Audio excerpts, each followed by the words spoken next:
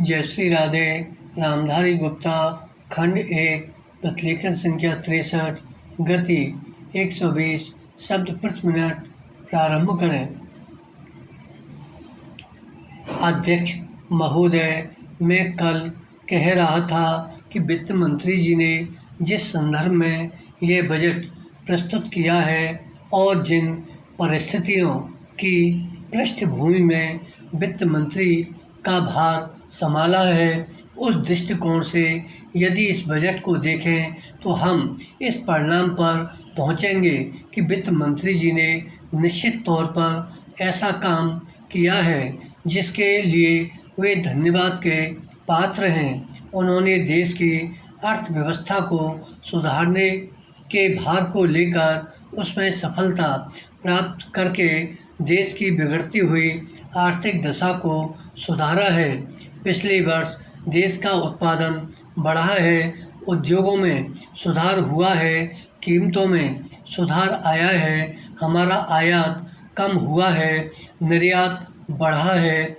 इस तरह से देश में एक नई आशा और विश्वास पैदा हुआ है।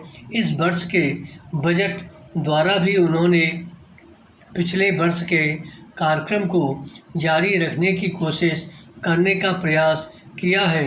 यदि मुझे इसमें कोई संदेह नहीं है कि इसमें भी उनको सफलता मिलेगी।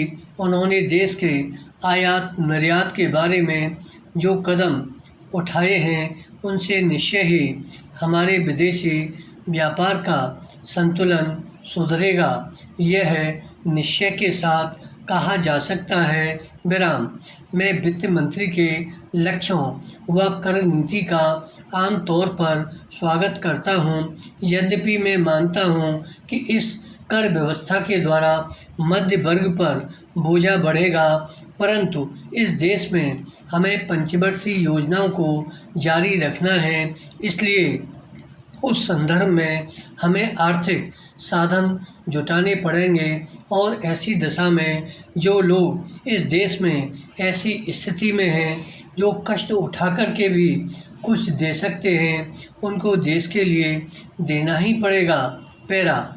इसलिए वित्त मंत्री जी के इन कदमों का भी मैं स्वागत करता हूं, परंतु साथ ही साथ मैं नम्रतापूर्वक यह अवश्य कहना चाहता हूं कि वित्त मंत्री महोदय ने किसानों पर जो भी नए कर लगाए हैं, उनके ऊपर वे फिर सोचें। मेरी मान्यता के अनुसार वित्त मंत्री द्वारा खाद पर जो कर लगाया गया है, जो शुल्क लगाया गया है, वह एक ऐसा कार्य है जिससे इस देश का विकास रुकने वाला है।